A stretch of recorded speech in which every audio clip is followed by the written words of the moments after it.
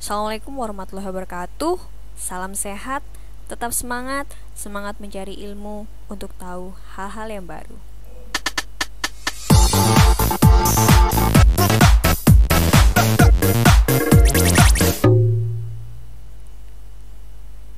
Jangan lupa subscribe dan klik tombol lonceng yang ada untuk mengetahui notifikasi terbaru. Oke, assalamualaikum anak-anak. Apa kabar kalian semua hari ini? Semoga kita semua berada dalam keadaan sehat walafiat. Kali ini kita sudah masuk ke tema 2, yaitu selalu berhemat energi, di muatan ilmu pengetahuan alam kelas 4 SD Islamic Center Samarinda. Kali ini kita akan mempelajari tentang selalu berhemat energi ya. Allah sudah mengaruniakan kepada kita segala hal, salah satunya yaitu tentang energi. Jadi, energi ini sangat penting dalam kehidupan kita. Jadi, kita harus bersyukur karena Allah sudah menyediakan ini. Salah satu bentuk wujud syukur kita adalah mempelajari tentang energi. Jadi, tujuan kita mempelajari ini adalah untuk mengetahui dan sekaligus untuk menyikapi apa yang harus kita lakukan terkait energi ini. Jadi, kita sama-sama simak tentang pertama, yaitu pengertian energi dulu. Energi yaitu adalah kemampuan suatu hal untuk melakukan kerja atau usaha. Jadi, energi memiliki sifat yaitu tidak dapat diciptakan dan dimusnahkan, tapi bisa diubah menjadi bentuk energi yang lain. Nah, energi ini dapat dihasilkan oleh sumber energi. Jadi, kali ini materi pokok utama kita yaitu tentang sumber energi yang ada di kehidupan kita sehari-hari. Jadi yuk sama-sama kita pelajari apa saja sumber energi yang ada di kehidupan kita. Jadi sumber energi secara umum dibagi menjadi 2, yaitu sumber energi terbarukan serta sumber energi tidak terbarukan. Sumber energi terbarukan itu adalah sumber energi yang jumlahnya melimpah dan insya Allah tidak akan habis. Sementara untuk sumber energi tidak terbarukan jumlahnya terbatas dan untuk mendapatkannya kembali membutuhkan waktu yang cukup lama. Contoh sumber energi terbarukan yaitu sinar matahari, air, angin, biomasa. Sementara untuk sumber energi tidak terbarukan ada gas alam dan bahan bakar fosil. Selanjutnya, kita masuk ke matahari. Matahari merupakan sumber energi yang paling besar di bumi. Jadi, sumber energi terbesar bagi kita adalah matahari. Dan matahari merupakan sumber energi panas dan cahaya untuk kita. Manfaatnya matahari, kita akan lihat kenapa sih matahari disebut sebagai sumber energi terbesar untuk kita. Jadi, panas matahari menguapkan air di permukaan bumi dalam peristiwa daur air. Dan panas matahari mempertahankan suhu atmosfer bumi sehingga sesuai untuk kehidupan makhluk hidup di bumi. Jadi, jika tidak ada matahari untuk mempertahankan suhu, maka manusia tidak akan bisa hidup. Andaikan matahari tidak ada, maka bumi akan menjadi dingin dan tidak sesuai untuk kita tinggali lagi. Jadi matahari itu penting sekali ya. Nah, manfaat matahari yang bisa kita lihat yaitu bisa lihat di gambar ya, yaitu dimanfaatkan tumbuhan untuk fotosintesis, untuk manusia bisa menyemur ikan, pakaian, bisa kerupuk, membuat garam, masih banyak lagi. Nah, fotosintesis ini pentingnya apa? Jadi fotosintesis ini adalah proses pembuatan energi atau zat makanan dengan menggunakan cahaya matahari serta zat hara dan mineral, karbon dioksida dan air. Jadi, fotosintesis ini sangat penting bagi kehidupan di bumi karena hampir semua makhluk hidup bergantung dengan energi yang dihasilkan dari proses fotosintesis, yaitu tumbuhan. Contoh hasil fotosintesis adalah buah-buahan. Kita penting ya. Nah, untuk manusia ada menjemur ikan, menjemur pakaian, membuat garam, dan menjemur kerupuk. Nah, salah satu manfaat matahari yang lain yaitu cahaya matahari ternyata dapat digunakan sebagai sumber energi listrik. Dan energi matahari dapat digunakan menjadi energi listrik dengan menggunakan panel surya. Insya Allah ini akan kita bahas di pertemuan selanjutnya. Bagaimana sih caranya cahaya matahari bisa dijadikan sumber energi listrik? Sumber energi yang kedua yaitu air. Jadi air adalah salah satu sumber energi penting di muka bumi yang sangat penting ya. Jadi di bumi 70% permukaan bumi ditutupi oleh air. Dan sementara dalam tubuh kita 70% adalah air. Jadi air sangat penting untuk kehidupan kita.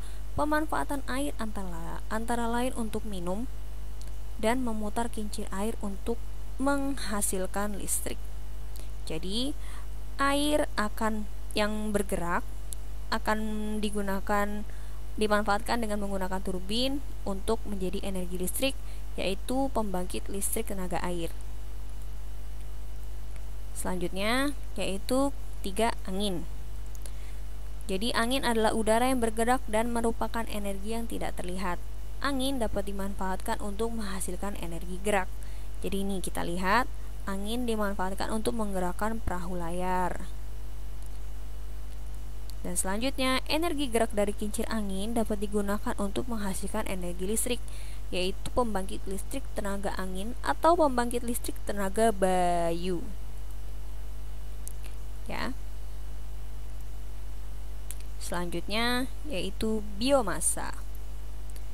Biomasa ini umumnya adalah merupakan dari limbah dari tanaman dan hewan. Jadi sudah tidak terpakai lagi. Karena itu jumlahnya cukup banyak. Biomasa menggunakan energi yang berasal dari bahan-bahan organik. Contoh biomasa yaitu kotoran hewan, limbah kayu, dan limbah pertanian. Umumnya limbah pertanian berasal dari buah-buah yang busuk atau kulit buah atau dari batang tebu yang sudah diolah sisa-sisanya. Ternyata dari limbah-limbah tanaman tersebut itu bisa menjadi energi terbarukan, menggantikan briket, menggantikan batu bara, menggantikan minyak bumi. Dan untuk kotoran-kotoran hewan ini bisa digunakan untuk menjadi pengganti gas LPG. Jadi biomasa merupakan sumber energi kimia yang dapat kita manfaatkan karena jumlahnya sangat banyak. Kita masuk ke makanan. Ya, makanan pasti semua sudah tahu tentang makanan. Jadi makanan merupakan sumber energi dan dapat berasal dari berbagai sumber seperti hewan dan tumbuhan. Dan makanan adalah sumber energi bagi manusia untuk melakukan aktivitas. Kalau kita tidak makan, maka kita tidak akan memiliki energi untuk dapat beraktivitas. Kalau misalnya kita lapar, biasanya kita lemas kan? Nah, oleh karena itu penting untuk makan makanan yang sehat. Jadi, makanan merupakan sumber energi kimia untuk kita. Selanjutnya, sumber energi selanjutnya yaitu bahan bakar fosil. Bahan bakar fosil persediaannya sangat terbatas, jadi merupakan sumber energi yang tidak terbarukan. Fosil mengendap dalam waktu berjuta-juta tahun untuk dapat menghasilkan bahan bakar seperti minyak bumi.